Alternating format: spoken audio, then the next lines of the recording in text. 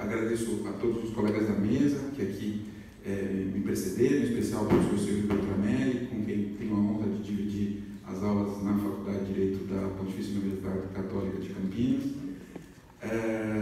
Quero agradecer à plateia pelo tempo, que despendem aqui comigo, e digo que estar aqui em Portugal, em Coimbra, para falar sobre esse tema, para mim é uma imensa felicidade, me faz lembrar que tem muito a caminhar para tentar chegar perto do que fez o Diogo Cão, né? Deixar o padrão ao pé do Ariel Moreno e para adiante navegar. Fico muito contente de estar diante de pessoas que vejo que romperam esse padrão e avançaram, como o professor André de Carvalho Ramos, meu orientador de doutorado e referência para mim, já há muito tempo, sem o qual não estaria aqui, porque não teria o doutorado, o espaço para falar, e nem mesmo a lei de imigração, né? Foi inspiração dele lá no Brasil.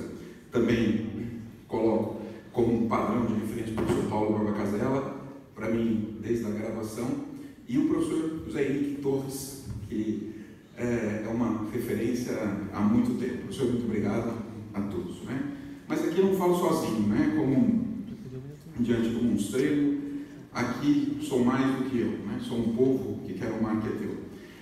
Eu falo aqui em nome do Observatório das Migrações em São Paulo, da Unicamp, falo em nome do meu programa de mestrado na Leuphana Universidade de Luneburgo, da Alemanha, e falo pelo meu programa, pelo meu projeto de pesquisa da FAPESP, que é a aplicação das leis de migrações nos tribunais. Bom, especificamente sobre a lei de migrações, eu ia colocar aqui uma tela do Gauguin, que é quem somos, para onde vamos e de onde viemos.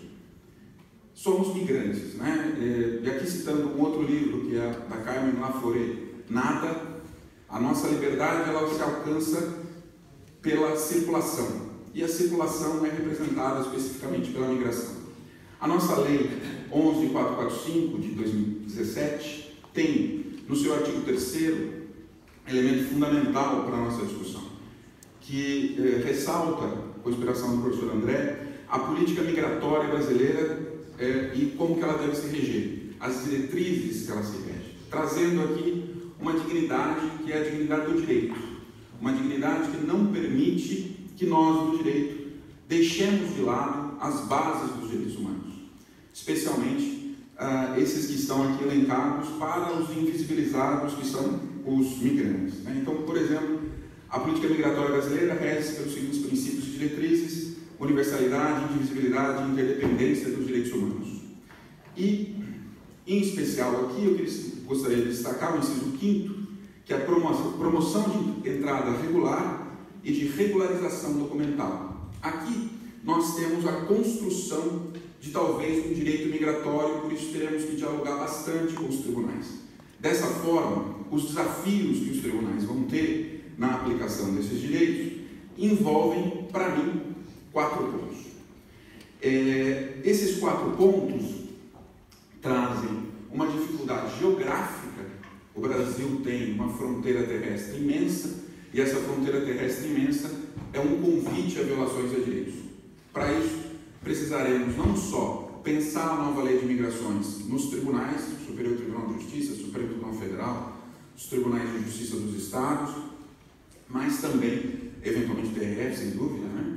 Mas também a discussão no primeiro grau. E identificar que a ausência dessa discussão nos tribunais pode significar que não superamos o desafio geográfico, ou seja, não temos como levar a aplicação da lei de migrações brasileira a todos os pontos do território nacional.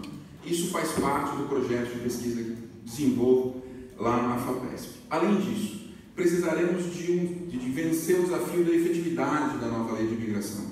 Isso significa ter uma estrutura que acolha esse migrante, que de alguma forma possa levar o seu debate ao tribunal, que de alguma forma possa levar a sua necessidade às autoridades.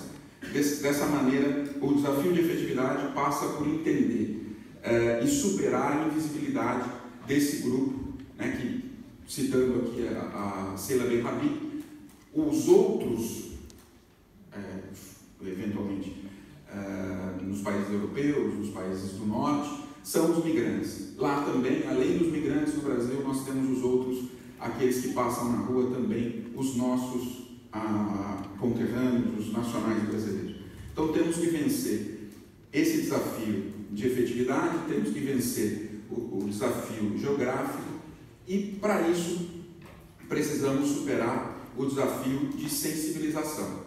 A população brasileira, ela é formada hoje por 0,3% de imigrantes, um percentual muito pequeno. Temos, segundo dados do CONAIE, nesse ano, 11 mil, aproximadamente, um pouco mais de 11 mil refugiados reconhecidos no território nacional, na verdade, reconhecidos historicamente. Desses, algo em torno de 6 mil permanecem no território nacional, e temos um percentual de imigrantes muito pequeno.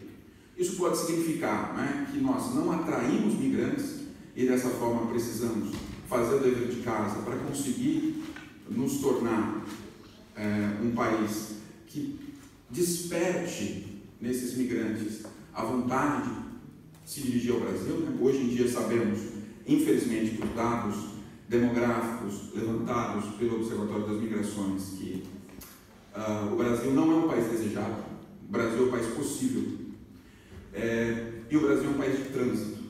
As pessoas vêm ao Brasil não para escolherem o Brasil como destino final, mas o Brasil é simplesmente um país de trânsito.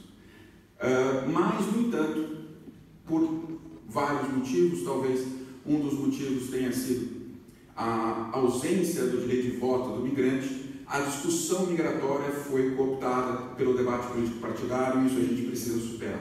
É uma discussão de direitos humanos, é uma discussão de dignidade do direito, não é uma discussão político-partidária. Além disso, temos que superar o desafio do conhecimento desse direito migratório. E esse desafio, certamente, a gente está superando. Ele tem a ver bastante com a questão da sensibilização, da não aplicação de pena, da não aplicação da sanção de prisão para os migrantes por questões migratórias, como a nova lei determina, mas ainda assim a gente consegue identificar decisões de tribunais superiores. Tem uma decisão específica aqui que separei, que é o habeas corpus 419 e 460, em que nós temos, infelizmente, a utilização da antiga lei 6.815, ainda na vigência, da lei 13.445. Então, também esse é um desafio. Imagino que esse seja mais fácil de ser superado, tendo em vista todas as nossas possibilidades. Dentre todos esses direitos que nós temos garantidos pela nova lei de imigração, estou só preocupado. Eu destacaria o artigo 45 da nova lei. O artigo 45 da nova lei cria o direito de ingresso do imigrante. Lá, nesse artigo, existe uma lista de hipóteses em que seria possível determinar a repatriação do migrante, né? Nesse caso, é importante ressaltar, a repatriação é a consequência natural do impedimento de ingresso, mas deve-se dizer aqui que esse impedimento só pode acontecer após entrevista individual e mediante ato fundamentado. Dessa maneira, o diálogo com a aplicação dessa lei impede que se crie fechamento de fronteira, por exemplo, né? É contra a lei, nesse caso, pensar em fechamento de fronteira. Daí vale destacar as discussões e a negativa de liminar da ministra Rosa Weber nesse campo para fechamento da fronteira com a Venezuela. Lembrando também, dados específicos migratórios, que o Brasil recebeu migrantes venezuelanos, mas num número ínfimo quando comparado com Colômbia, que recebeu 1,5 milhão, com Peru, que recebeu 400 mil, com Portugal, que recebeu mais migrantes venezuelanos que o Brasil, para a gente ter ideia de que a barreira da língua não é a barreira que os migrantes venezuelanos não queriam superar, né? Porque vieram para Portugal também e para os Estados Unidos. O Brasil tem hoje algo em torno de 70 mil pedidos de refúgio vindos de venezuelanos. Há uma outra quantidade de venezuelanos que não pediu refúgio no Brasil, está tentando de outra forma se regularizar, mesmo porque o pedido de refúgio traria desafios para ele retornar à Venezuela, então não há esse pedido por lá.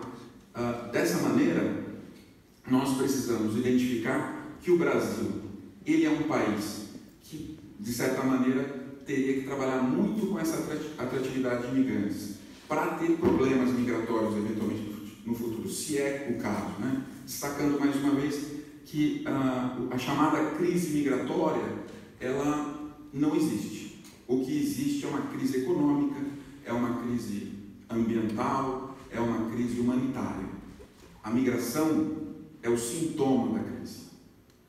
As pessoas não circulam porque querem criar crise nos países.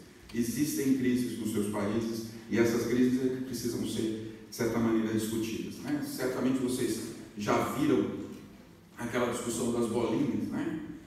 Tem um vídeo estranhíssimo que diz, olha, se a gente pegar uma bolinha e colocar ali, se pegar uma bolinha e colocar ali, não vai dar. Então a gente tem que fazer as pessoas ficarem nos países de origem. Isso só vai ser possível se as fronteiras forem tratadas como fronteiras de direitos humanos, fronteiras com respeito aos direitos humanos. Se as fronteiras forem fechadas, como é a proposta do governo Orbán, recentemente discutido num debate na Faculdade de Eduardo São Francisco, esse indivíduo não vai receber ajuda no seu país de origem. Ele só vai receber ajuda no país de origem quando for possível para ele sair do seu país de origem e ir para outro território. É a ideia que eu defendo num artigo dos vasos comunicantes. Se não houver a possibilidade dos vasos comunicantes, a concentração de sal vai ser maior sempre num pedaço desses vários tubos de ensaio que a gente tem. Então, há necessidade dessa livre circulação. Ou pelo menos da circulação com base nos direitos humanos, na circulação com base no direito, na circulação com base da política migratória. Superando a teoria não só do Francisco de Vitória, mas também aquela que é defendida que fosse, né, como se fosse o livre arbítrio dos Estados. A gente tem que pensar que as decisões estatais, todas elas, inclusive a de determinação do ingresso do migrante, tem que ser baseada nos direitos humanos. Por isso, a gente tem o artigo 45, e o artigo 45 elenca as hipóteses em que é possível o impedimento de ingresso. No inciso 9, diz assim, que seria possível no caso do sujeito que tenha praticado ato contrário aos princípios e objetivos dispostos na Constituição Federal. Lembrando que esse ato contrário aos princípios e objetivos dispostos na Constituição Federal exige que se tenha a ampla defesa e o contraditório. Sem ampla defesa e sem contraditório, sem proteção dos direitos humanos, a gente vai ter dificuldades de dialogar com aquilo que é mais salutar para o direito. Aqui cito o professor Alfredo Thier, que é a dignidade, que é não só a dignidade do ser humano, mas a dignidade do direito em si, a dignidade de aplicação dessas normas de acordo com a teoria jurídica. E para isso a gente precisa ficar atento às decisões judiciais, à construção dessas decisões e como que a lei é aplicada. Essencialmente eram essas as questões que eu gostaria de levantar. Certamente ao final da pesquisa que a gente está desenvolvendo na FAPESP pelos próximos 2 anos, talvez a gente tenha mais dados para trazer a vocês. Espero um dia poder novamente compartilhar a minha com o professor. Muito obrigado.